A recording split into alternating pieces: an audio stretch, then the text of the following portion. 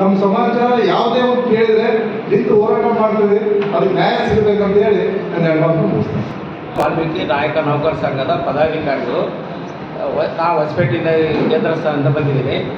ತಮ್ಮ ಪೊಲೀಸ್ ಇಲಾಖೆಯಿಂದ ಹೊಸಪೇಟೆಯಲ್ಲಿ ಎಲ್ಲರೂ ಸಾರ್ವಜನಿಕರು ಅನ್ಯೋನ್ಯವಾಗಿ ಸಂತೋಷವಾಗಿ ಜೀವನ ಮಾಡ್ತಿರೋಕ್ಕೆ ಈ ದಿನ ದಲಿತ ದಿನ ಆಚರಣೆಯ ಸಂಬಂಧವಾಗಿ ಹೃದಯಪೂರ್ವಕ ಧನ್ಯವಾದಗಳನ್ನು ಸಲ್ಲಿಸುತ್ತಿದ್ದೇವೆ. ಎಲ್ಲ ಬಹುಮುಖ ನಮಗೆ ಕಾಯ್ದೆ ಸಿಗುವಂತ ಹೇಳಿದ್ದಾರೆ, ಅದು ಕೂಡ ಇಲ್ಲ ಕಾರ್ಯರೂಪಕ್ಕೆ ಬಂದಿಲ್ಲ.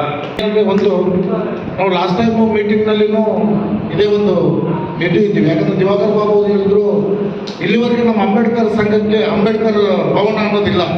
ಯಾಕಂದರೆ ಬಡವರು ಇವತ್ತು ಲಕ್ಷಗಟ್ಟಲೆ ಕೊಟ್ಟು ಇದರಲ್ಲಿ ಮನೆಗಳು ಮಾಡಲಿಕ್ಕೆ ಭಾಳ ಸಮಸ್ಯೆ ಆಗಿದೆ. ಲಾಸ್ಟ್ ದಿವಾಕರ್ ಬಾಬು ಅವರು ಹೇಳಿದ್ರು ಒಂದೆರಡು ಎಕರೆ ನಾನು ಎಲ್ಲ ನೋಡಿದ್ದೀನಿ, ಅದು ನಾನು ಭವನಕ್ಕೆ ಕೊಟ್ಟು ಅದನ್ನು ಮುಂದಿನ ದಿನಗಳಲ್ಲಿ ಮಾಡೋಣ ಅಂತೇಳಿ. ಆದರೆ ಇಲ್ಲಿವರೆಗೂ ಆಗಿಲ್ಲ. ದಯಮಾಡಿ ನಿಂಪಿಗಳಲ್ಲಿ ಯಾಕಂದ್ರೆ ಅಂಬೇಡ್ಕರ್ ಭವನ ಬೇಕೇ ಬೇಕು ಮೇಡಮ್. ಯಾಕಂದ್ರೆ ಭಾಳ ಬಡವರು ಇರೋದ್ರಿಂದ, ನಮ್ಮ ಸಮಾಜ ಬಡ ಸಮಾಜ ಇರೋದ್ರಿಂದ ಅಂಬೇಡ್ಕರ್ ಭವನ ಬೇಕೇ ಬೇಕು. ಆಮೇಲೆ ನಮ್ಮ ಇವ್ರು ಹೇಳೋದಂದ್ರೆ ಯಾಕಂದ್ರೆ ಭಾಳ ಸಲ ನಾವು ಡಿಮ್ಯಾಂಡ್ ಕೊಟ್ಟಿದ್ದೀವಿ.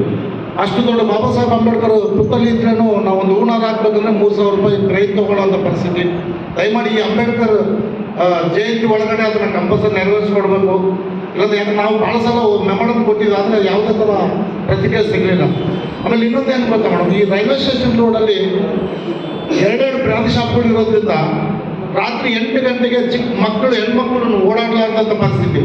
ಯಾಕಂದ್ರೆ ಟೋಟಲ್ ಎಲ್ಲ ಗಾಡಿಗಳು ರೋಡ್ ಮೇಲೆ ನಿಂತಿರ್ತವೆ. ಇದಕ್ಕೆ ಬಂದು ದಲಿತ ದಿನಾಚರಣೆ ಇದರಲ್ಲಿ ಸಭೆಯಲ್ಲೂ ನಾವು ಹೇಳಿದ್ದೀವಿ. ಯಾಕಂದರೆ ಅಲ್ಲಿ ಭಾಳ ಸಮಸ್ಯೆ ಇದೆ ಅಂತಂದು ಗಾಡಿಗಳು ಫುಲ್ಲು ರೋಡಿಗೆ ನಿಂತಿರ್ತವೆ. ಆಮೇಲೆ ಭಾಳ ಗಲಾಟೆಗಳು ಆಗಿದಾವೆ ಮೇಡಮ್. ಒಂದಲ್ಲ 2, ಯಾಕಂದ್ರೆ ಅಲ್ಲಿಂದ 100 ಮೀಟರ್ ದೂರದಲ್ಲಿ ರೈಲ್ವೆ ಸ್ಟೇಷನ್ ಇದೆ, 500 ಮೀಟರ್ ದೂರದಲ್ಲಿ ಸಾಯಿಬಾಬಾ ದೇವಸ್ಥಾನ ಇದೆ. ಹಂಗಾಗಿ ಅಲ್ಲಿ 2 ಬ್ರಾಂಚ್ ಶಾಪ್ ಇರೋದ್ರಿಂದ ಭಾಳ ಸಮಸ್ಯೆ ಆಗ್ತಾ ಇದೆ. ಆಮೇಲೆ ಇನ್ನೊಂದು ಮೇಡಮ್, 8ನೇ ಕುಡ್ಲಾಪುರಕ್ಕೆ ಹೋಗ್ಲಿಕ್ಕೆ ಲಾಸ್ಟ್ ಟೈಮ್ ನಾವು ಹೇಳ್ತೀವಿ, ಮೊನ್ನೆ ಶಾಸಕರ ಸಭೆಯಲ್ಲಿ ನಾವು ತಿಳಿಸಿದ್ವಿ. 8ನೇ ಕುಡ್ಲಾಪುರ ಹೋಗ್ಲಿಕ್ಕೆ ಆ ಕಡೆ ಫ್ಲೇವರ್ ಇಲ್ಲ. ಯಾಕಂದ್ರೆ ಆ ಕಡೆ ಬರುವಾಗ ಭಾಳ ಜನ ಗೇಟ್ ಹತ್ರ ಜನ ತೀರ್ಕೊಂಡಿರೋ ಸಂದರ್ಭ. ಒಬ್ಬ 3-4 ಇಲಾಖೆಯವರಿಗೆ ನಮಗೆ ತುಂಬ ಧನ್ಯವಾದಗಳು. ನನ್ನ ಹೆಸರು ಎಂ ರಾಮಕೃಷ್ಣ ಅಂತೇಳಿ, ಲಾರಿ ಮಾಲೀಕರು ಹಾಗೂ ಚಲವಾದಿಯ ಮುಖಂಡ. ಮೇಡಮ್, ತಮ್ಮಲ್ಲಿ ನಾನು 23ನೇ ವಾರ್ಡ್ ಕಾರಿಗೋಡು. ಕಾರಿಗೋಡಲ್ಲಿ ಒಂದು ಊರು ಮಧ್ಯದಲ್ಲಿ, ಅದು ನಾನು ಚೈಲ್ಡ್ಹುಡ್ನಿಂದ ನೋಡ್ತಾ ಇದ್ದೀನಿ. ಈಗ ನನಗೂ 42 ಕಾರಿಗೋಡು 23 ವಾರ್ಡ್ ಫ್ರಮ್ ಹೊಸಪೇಟೆ. ಆಮೇಲೆ ನಮ್ಮ 35 ವಾರ್ಡ್ಗಳಲ್ಲಿ ಗೌರ್ಮೆಂಟ್ಗೆ, ಭಾರತ ಸರ್ಕಾರಕ್ಕೆ ಹಾಗೂ ರಾಜ್ಯ ಸರ್ಕಾರಕ್ಕೆ ಇನ್ಕಮ್ ಸೋರ್ಸ್ ಅಂದರೆ ಅಲ್ಲಿ ಮೈನಿಂಗ್ ಏರಿಯಾ ಬೇಕಾದಷ್ಟು ಸೋರ್ಸ್ ಸರ್ಕಾರಗಳಿಗೆ ಹೋಗ್ತಾ ಇದೆ. ಬಟ್ ಅಲ್ಲಿರೋ ಜನಗಳು ಬಡವರಾಗಿದ್ದಾರೆ. ಮೈನಿಂಗ್ ಓನರ್ ಇದ್ದಾರೆ, ದೊಡ್ಡವರಾಗ್ತಾರೆ, ದುಡ್ಡು ಬೇಕಾದಷ್ಟು ಮಾಡ್ಕೊಂಡು ಹೋಗ್ತಾರೆ, ಬಡವರಾಗಿದ್ದಾರೆ. ಯಾವುದೇ ಇಲಾಖೆಗಳು ಏನು ಅಂತ ಹೇಳ್ಬಿಟ್ಟು ಸಂಬಂಧಪಟ್ಟಿದ್ದ ಇಲಾಖೆ ಆಗಿರ್ಬೋದು, ನಗರಸಭೆ ಕೌನ್ಸಿಲರ್ಗಳಾಗಿರ್ಬೋದು, MP ಗಳಾಗಿರ್ಬೋದು, ಸರ್ಕಾರಗಳು ಯಾರು ಈಗಿನವರೆಗೂ ಅಲ್ಲಿ ಬಂದು ಜನಗಳಿಗೆ ಯಾರು ಅದನ್ನ ಏನು ಫಾಲೋ ಮಾಡಿ ಏನು ಸೌಲಭ್ಯ ಸಿಗುತ್ತೋ ಸಂಬಂಧಪಟ್ಟಿದ್ದ ಇಲಾಖೆದವ್ರು ಮನೆ ಬಾಗಿಲಿಗೆ ಹೋಗಿ ಅವ್ರಿಗೆ ಏನೇನೋ ಬರುತ್ತಲ್ಪ. ಕೆಲವರು 11 ಗಂಟೆಗೆ ಏನು ಗೊತ್ತಿಲ್ಲ ಮೇಡಮ್, ಇಲಾಖೆಗಳಲ್ಲಿ ಏನೇನು ಬರುತ್ತೋ ಬೆನಿಫಿಟ್ಸ್ಗಳು ಗೊತ್ತಿಲ್ಲ. ಹಾಗಾಗಿ ನನಗೆ ಒಂದು ಮನವಿ, ತಮ್ಮಲ್ಲಿ ಸಂಬಂಧಪಟ್ಟಿದ್ದ ಇಲಾಖೆಗಳು ಹೇಳ್ರಿ, ತಾವು ಕೂಡ ಅಲ್ಲಿ ವೈನ್ ಶಾಪ್ ತೆಗಬೇಕು, ಹಾಗೂ ಇನ್ಸ್ಪೆಕ್ಟರ್ ಸಣ್ಣಪುಟ್ಟ ಅವು ಕೂಡ ಅದನ್ನ ಅವಾಯ್ಡ್ ಆಗಬೇಕು. ಪೊಲೀಸ್ ಸ್ವಲ್ಪ ಜಾಸ್ತಿ ಅಲ್ಲಿ ವಾಚ್ ಮಾಡಲಿಕ್ಕೆ ತಮ್ಮಲ್ಲಿ ಮನವಿ ಮಾಡ್ಕೊಳ್ತೀವಿ ಮೇಡಮ್, ಪ್ಲೀಸ್ ಒಂದು ರಿಕ್ವೆಸ್ಟ್. ಆಮೇಲೆ ನಮ್ಮ ಅಂಬೇಡ್ಕರ್ ಸರ್ಕಲ್ ಅಲ್ಲಿ ಮೇಡಮ್, ಅಂಬೇಡ್ಕರ್ ಸಂವಿಧಾನ ಶಿಲ್ಪಿ ಡಾಕ್ಟರ್ ಬಿ ಆರ್ ಅಂಬೇಡ್ಕರ್ ಅವರಿಗೆ ಪ್ರತಿಯೊಬ್ಬರು ಇಡೀ ವರ್ಲ್ಡ್ ಇಷ್ಟಪಡುತ್ತೆ. ನಾವು ಕೂಡ ರೆಗ್ಯುಲರ್ ಆಗಿ ನಾವು ಗುಡಿಗೆ ಪೂಜೆ ಮಾಡಲಿಕ್ಕೆ ಇಷ್ಟಪಡ್ತಿಲ್ಲ ಗೊತ್ತಿಲ್ಲ, ಅಂಬೇಡ್ಕರ್ಗೆ ಪೂಜೆ ಮಾಡಲಿಕ್ಕೆ ಬಹಳ ಇಷ್ಟಪಡ್ತೀನಿ. ಬಟ್ ಅಲ್ಲಿ ಸ್ಟೇರ್ ಕೇಸ್ ಇದ್ರೆ ನಾವೆಲ್ಲರೂ ಹೋಗಿ ಯಾರು ಓನರ್ ಆಗ್ತೀವಿ. ಓನ್ಲಿ VIP ಇದ್ದಾಗ ಅಷ್ಟೇ ಗಿಡ ತಗೊಂಡ್ಬರ್ತಾರೆ, ದುಡ್ಡು ಹಾಕ್ತಾರೆ, ಮಕ್ಕಳು ಹೋಗ್ಬಿಡ್ತಾರೆ. ಅವ್ರಿಗೂ ಒಂದು ಅಂಬೇಡ್ಕರ್ ಅಲ್ಲ, ಕಾಮನ್ ಮ್ಯಾನ್ ಸಮೇತ ಹೋಗಿ ಅಂಬೇಡ್ಕರ್ ಆಗ್ಲಿಕ್ಕೆ ತಾವು ಇಮಿಡಿಯೇಟ್ಲಿ ಕೂಡಲೇ ನಾಳೆ ಏಪ್ರಿಲ್ 14 ಒಳಗೆ ಆಗ್ಬೇಕಂತ ತಮ್ಮಲ್ಲಿ ಮನವಿ ಮಾಡಬೇಕು. Thank you madam. Jai Bhim. ವರ್ಷಗಳ ಬೇಡಿಕೆ ಇದೆ. ವಾಲ್ಮೀಕಿ ವೃತ್ತ ಇನ್ನೂ ಕೂಡ ಸ್ಥಾಪನೆ ಆಗಿಲ್ಲ. ವಾಲ್ಮೀಕಿ ಮೊದಲು ವೃತ್ತ ಇತ್ತು, ಈಗ ಅದನ್ನು ತೆಗೆದಿದ್ದಾರೆ. ಬಟ್ ಹೆಸರಿಗೆ ವಾಲ್ಮೀಕಿ ವೃತ್ತ ಅಂತ ಇದೆ.